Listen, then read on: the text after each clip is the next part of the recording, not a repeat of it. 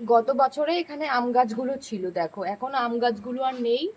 পাট চাষ করেছে, পাট শাক। আর এই দেখো আমাদের ঘরের সামনে মানে এই সাইডে একটা কলা গাছ আছে, খুব সুন্দর। আকাশটাও দেখো কত সুন্দর লাগছে। আর আমার পেয়েছে এখন একটু খিদে। চলো দেখি মা কি রান্না করছে, তোমাদের সাথেও শেয়ার করি। রান্না করছো তুমি? হ্যাঁ, এই যে চিংড়ি মাছের মালাইকারি হবে। চিংড়ি মাছের মালাইকারি হবে। হ্যাঁ, আর আর এই যে মাছের ঝোল। তুই একটা মাছ ভাজা খা, এনে লেজাটা খা। দাও, লেজাটা খাই। লেজাটা খা। কি মাছ এগুলো? কাতলা মাছ। দাও।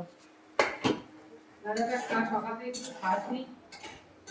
খিদে পেয়েছে তোর, লেজাটা খা। গরম।